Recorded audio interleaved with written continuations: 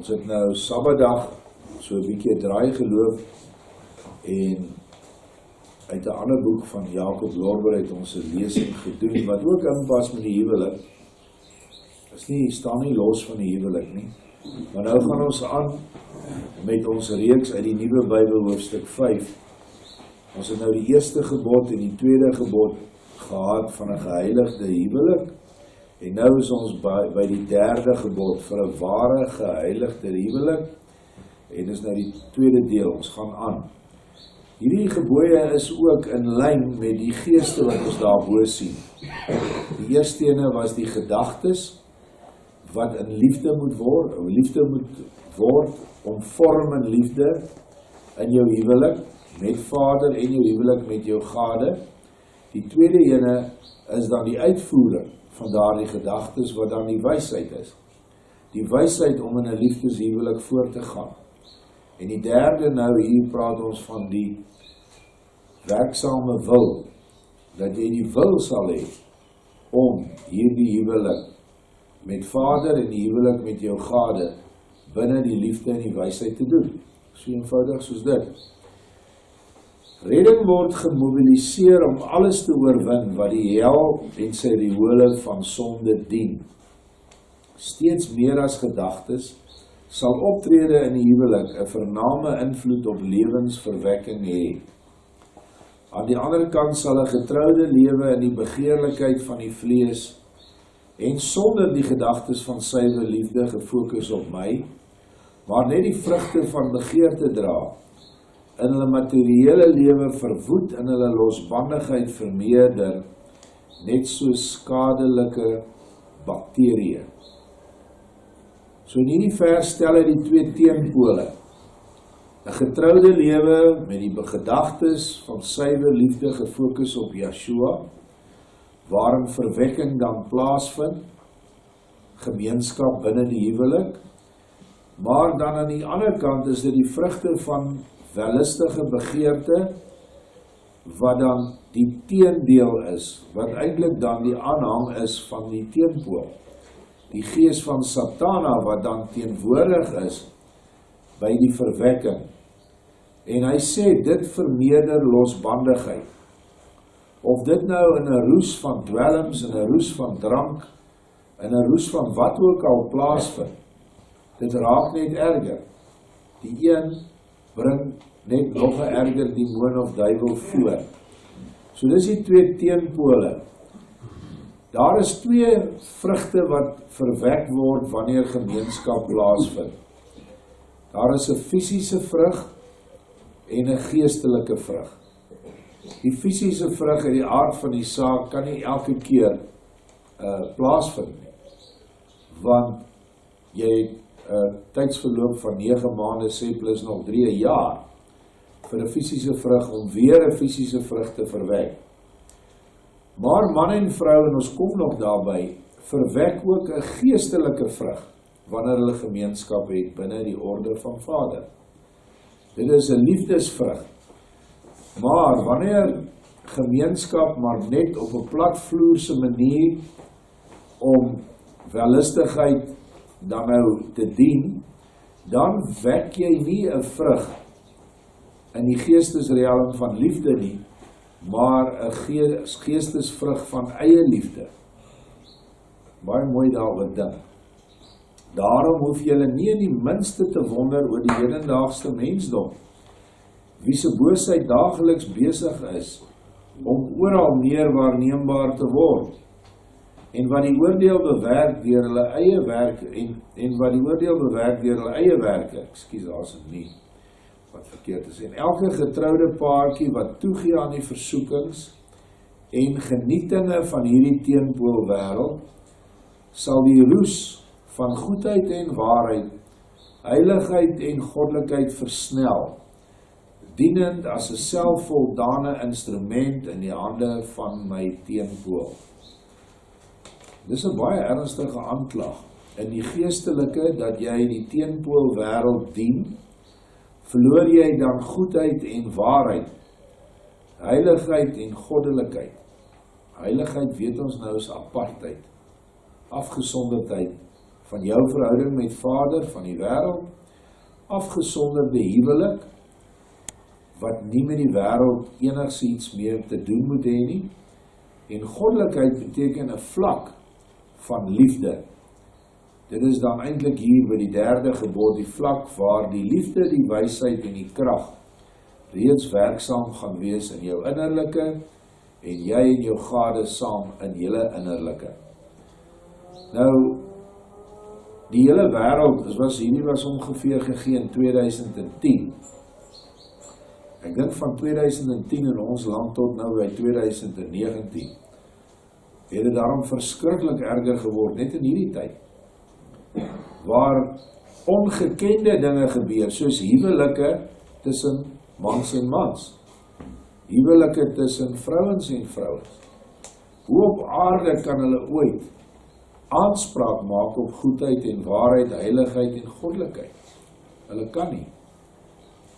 Maar vir ons wat in huwelike is, moet kyk dat ons hierdie eienskappe, dat ons huwelik so rig en instel, dat hierdie eienskappe kan inkom. Ons moet dit innooi, nooi jou in jou hart in. Daarom moet hierdie nuwe Bybel, as die heilige anker van verlossing, uit die moeras en duister van hierdie wêreld, die heilige Bybel van alle mense word, en veral die Bybel van elke huwelik, as daar nog tyd is om die ergste van hierdie mensdom af te weer. En dit is so hartseer, dat mense, feitlik die hele Christendom, en die Israeliete in hierdie land, verwerp hierdie anker van verlossing. Nee, ons het ons Bybel, dis reg. Jy is op 'n bootjie, en jy het jou Bybel in die bootjie, soos wat ons altyd, ons voorouers, die Bybel in die wakes gehad het. Maar vergelyk, die 1800s, die 1700s, se stryd wat die boere gehad het, was 'n groot stryd, maar dit was meer 'n oorlewingsstryd, 'n vegstryd. Vergelyk daai stryd met 'n stryd wat ons nou moet veg, ons en ons kinders, met al die verleidings wat vandag in die media en op die internet en alles is. Nou kan jy dit vergelyk met 'n bootjie waar die storms op die see al erger en erger word. Nou is die golwe hoog. Die golwe is hierdie boosheid wat teen die huwelik is. Want onthou, Satan se aanslag, of hy nou vir jou baie moeilik maak om geld te kry, of hy inflasie inbring, of wat ook al, op die ou einde van die dag wil hy, jou vrou moet werk, jy moet werk, en die kinders moet na 'n kleuterskool toe gaan, of deur 'n ousie opgepas word, wat hy kan beheer. Dis waaroor dit gaan, want sy aanslag is primêr teen die huwelik. So, nou kom hy in hierdie storms, die golwe is nou al 10-20 meter hoog in hierdie see, hier dryf ons in 'n bootjie, ons het ons Bybel, maar ons het nie alles daarin vir die laaste tyd nie, want Vader het gesê, wanneer daai tyd aanbreek, dan gooi ek vir julle 'n reddingsboei uit, in die vorm van die nuwe Bybel. In plaas van dat mense hierdie nuwe Bybel opraap en sê, dankie vir hierdie reddingsboei, wat ek nou kan aantrek, en ek nie meer bang hoef te wees vir die golwende see nie, verwerp hulle dit. Want, jy mag niks byvoeg by die Bybel nie. Nêrens in die hele Bybel staan daar 'n vers wat sê, jy mag niks byvoeg en niks wegvat van die Bybel nie. Daar staan net een plek in die laaste hoofstuk in Openbaring, jy mag niks by daardie boek bysit of wegvat nie. Dis wat daar staan. Watter vader, wat sien hoe onstuimig die see word, sal nie vir sy kinders help nie. Watter wreedaardige vader sal vir 2000 jaar doodstil bly en nooit weer met sy kinders praat nie. Ek is jammer, as dit die Christen God is wat hulle verkondig, en hulle verkondig hom. Hy het klaar gepraat by Patmos, wat in elk geval 'n leuen is, hulle luister almal vir Paulus, nie 'n probleem met Paulus nie, maar hy was na Patmos. Maar nou mag niks verder gegee word deur die Vader. In hierdie nuwe Bybel sê hy, gee hy vir elkeen wat dit wil hê. Kla mense ook weer, ja, maar hoekom nou buite Israel? Kom moet Vader altyd, elke keer vir jou verduidelik hoekom hy goed doen. Eendag dan kom die mense en dan sê hulle, ja, maar die ouens wat die nuwe Bybel gekry het, jy het nou net vir 'n uitgesoekte groepie gegee. As ons daai nuwe Bybel gehad het, dan sou ons die mure van die nuwe Jerusalem volgemaak het. Nou kan hulle dit nie sê nie. Inteendeel, dit is al omtrent in elke westerse taal vertaal. So niemand kan kla dat die nuwe Bybel nie beskikbaar is nie, in die wêreld nie, gratis, van die internet af. Ons gaan aan, 154, met dien verstande dat die wilskrag van beide manlike en vroulike siele gefokus bly op my, sien jy die wilskrag, die derde gebod, die ewig volmaakte skepper, soos uitgewys in die eerste 3 gebooie, kan die ergste van die onvermydelike oordeel steeds vermy word, en alle lewe in die volmaakte rigting gekanaliseer word. Dit is na my die skepper. Daarom doen ek die meester en die skepper van julle gees en siel 'n beroep op julle. Begin julle wilskrag op my fokus en heilig dit deur die vervulling van my gebooie, en my seën sal op julle wees in alle dinge. Hierdie gebooie is primêr die gebod van jy met jou Vader lief hê met hart, siel en gees, jou hele wese en jou naaste ook met jou hele wese.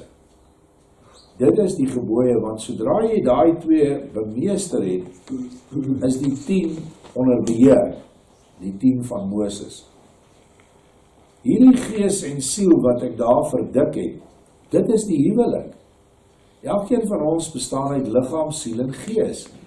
Ons liggaam is manlik of vroulik afhangende van wie ons is. Ons siele is almal vroulik, dis die bruid. En die gees is die bruidegom, Yeshua. En daardie siel en gees moet een word in ons. En so moet man en vrou, net soos wat siel en gees in jou een word, moet man en vrou een word. En dan kry jy eintlik 'n vermeerderde krag. Jy kry die manlike verenigde krag in homself, plus die vroulik verenigde krag in haarself. Dan kom die 2 bymekaar en dan het jy 'n gesamentlike krag, 'n verwekkingskrag. Nie net verwekking van kinders nie, maar verwekking van gees. Dit is eintlik waaroor dit gaan, is dat ons die gees moet vermeerder. Gaan heen, wees vrugbaar in die gees en vermeerder my gees. Dis die innerlike van die eerste gebod, wat aan Adam gegee is. Kinders is natuurlik 'n manier om die gees te vermeerder, maar nie die enigste. Vir julle, jong manlike en vroulike siele, dis die ongetroudes by ons, los die versoekinge van die vleeslike lewe in die sluikagtige riole van my teenpool, en onthou in alle omstandighede wat ek die meester julle hier in my nuwe Bybel geleer het, en ook julle mensekinders, wie die huwelik onbesonne ingegaan het, sonder om ooit te gevra het aangaande die ewige en heilige doel van die huwelik. Laat alles staan wat maar net die vreugde van die vlees is, en wat geen vreugde van ware ewige en heilige liefde kan bring nie. Die heiligheid van die lewe met sy ware saligheid in hart en siel is nog steeds beskikbaar vir julle almal.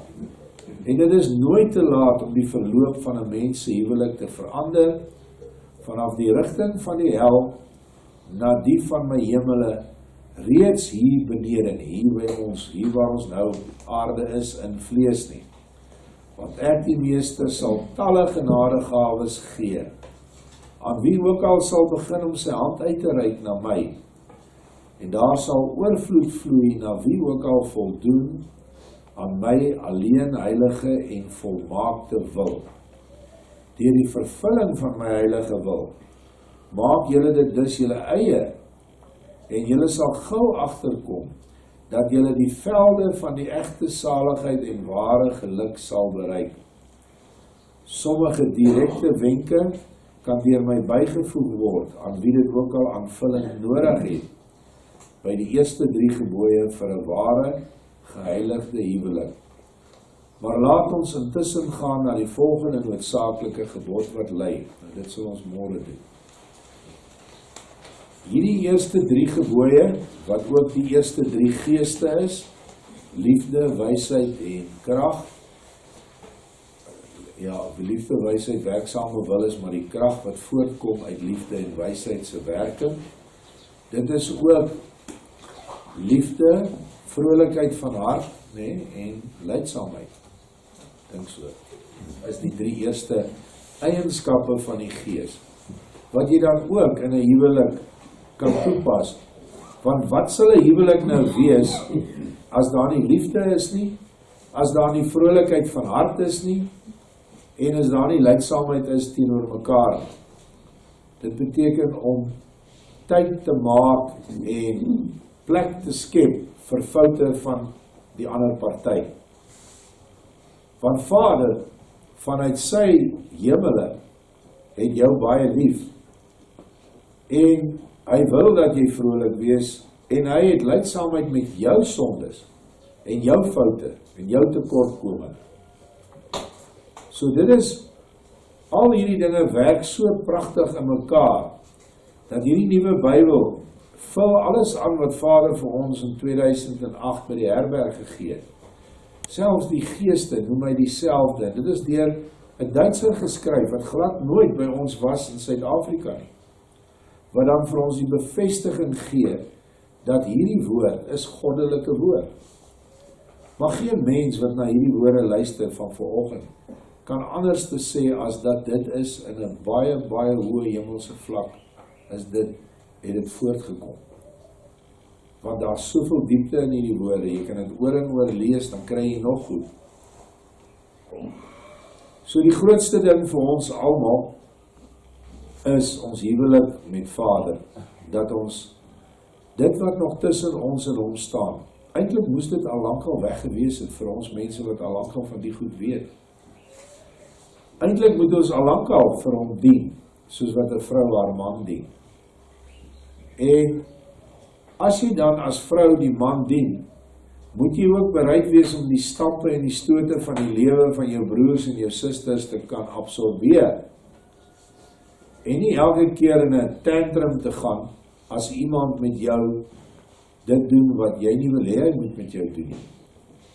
En dis ons probleem, die eie ek, wat verhoed, dat 'n mens die stampe en die stote vat, wat noodwendig moet kom. Dit is dan wanneer ons begin allerhande middele gryp, om onsself te regverdig, ons gryp regsmiddele aan, ons gryp allerhande dinge aan, en dit bring dan, dat daar 'n totale breek in liefde kom. Want net soos wat ons met Vader in 'n huwelik is, en ons met ons gade, moet ons huwelike, afsonderlike huwelike, moet in die grootste liefde geskied met mekaar. Huweliksmaats met mekaar moet in die liefde van Yeshua een word. En daai eenheid moet eintlik nooit gebreek word nie. Ten spyte van hoe hard Satan ook al probeer, mag dit nie gebeur nie. Nou kom daar kinders. In die praktyk werk dit so. Kinders is meestal die oorsaak wat families of gesinne kwaad word vir mekaar. Gaan kyk maar. Hier kom 'n klomp stout kinders by jou huis aan, van mense wat jy goed ken, of familie. Jy wik sommer die een omdat hy daar 'n ding gebreek het. Daar is hulle vir jou vir ewig kwaad. In plaas van dat hulle sien, maar hulle het 'n totale, absolute rebelse kind binne in die huwelik.